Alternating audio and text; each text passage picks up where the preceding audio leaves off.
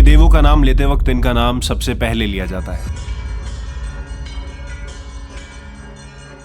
पर फिर भी आपने अपने आसपास शायद कभी इनका मंदिर भी नहीं देखा होगा। पर ऐसा क्यों? हिंदू धर्म के अनुसार ब्रह्मा, विष्णु और शिव को संसार का निर्माता, पालनकर्ता और संहारकर्ता कहा गया है। पर ना समझ आने वाली बात यह है कि जहां एक तरफ शिव और विष्णु के मंदिर आपको हर जगह देखने को मिल जाएंगे, जहां इनकी पूजा पूरे विश्व में धूमधाम से की जाती है, इनकी मान्यता और लोकप्रियता किसी से छुपी नहीं हुई है, और दूसरी तरफ ब्रह्मा जी की पूजा लगभग कहीं नहीं होती। सिर्फ एक ही जगह आपको भारत में ब्रह्मा जी का मंदिर मिलेगा, वो है पुष्कर, जो कि राजस्थान में है। आखिर ऐसा क्यों है कि जिसने बनाया उसी की पूजा नहीं की जाती और उनके मंदिर ही नहीं दिखते?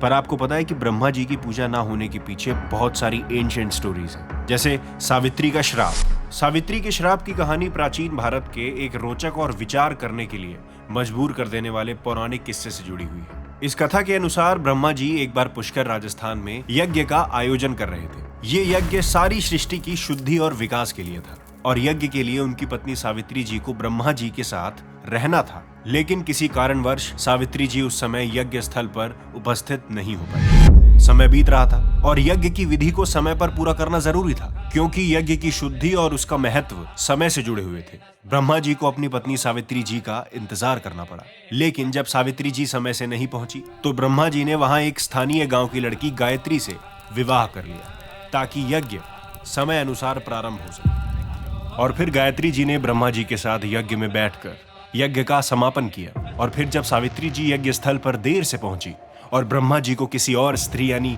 गायत्री के साथ यज्ञ में बैठे देखा, तो वे अत्यंत क्रोधित हो गए। उन्हें अपमानित महसूस हुआ और गुस्से और दुख के कारण सावित्री जी ने ब्रह्मा जी को श्राप दे दिया, तुम्हारी इस पूरी पृथ्वी लोक पर कभी कोई पूजा नहीं होगी। सावित्री जी के इस कठोर श्राप को सुनकर ब्रह्मा जी और वहां पे उपस्थित जितने भी देवतागण थे, सब घबरा गए।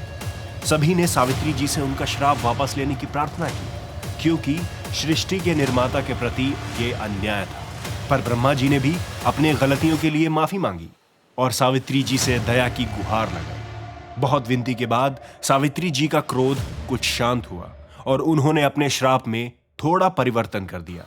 सिर्फ पुष्कर में ही तुम्हारी पूजा की जा सकेगी, इसके अलावा पृथ्वी पर तुम्हारा कोई मंदिर नहीं बनेगा, और अगर बना तो विनाश हो जाएगा। इस तरह ब्रह्मा जी की पूजा के लिए सिर्फ एक स्थान, पुष्कर का मंदिर ही न्यायोचित माना गया है। आज भी पुष्कर, राजस्थान में ब्रह्मा जी का एकमात्र मंदिर स्थित है और उनकी पूजा केवल वहीं की जाती है। ये कहानी ना सिर्फ सावित्री जी के श्राप की बात करती है, बल्कि हिंदू धार्मिक परंपराओं में स्त्रियों के स्वाभिमान और उनके भावनाओं के प्रति एक गहरा संदेश देती है।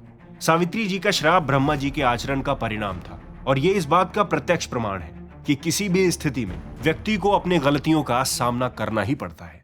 दूसरा किस्सा, ब्रह्मा जी का झूठ। एक बार ब्रह्मा जी और विष्णु जी के बीच एक बहस छिड़ गई, जिसमें वो दोनों एक दूसरे को साबित करने में लगे हुए थे कि कौन ज्यादा श्रेष्ठ है, और दोनों ही खुद को श्रेष्ठ मानकर बैठे थे। अब उनका विवाद इतना बढ़ गया कि शिव जी को इस बहस में हस्तक्षेप करना पड़ा। इस विवाद को सुलझाने के लिए शिव जी ने ब्रह्मा जी और विष्णु जी के सामने एक अनंत स्तंभ के रूप में दर्शन दिए, एक ऐसा स्तंभ जिसका कोई आरंभ या अंत नहीं था।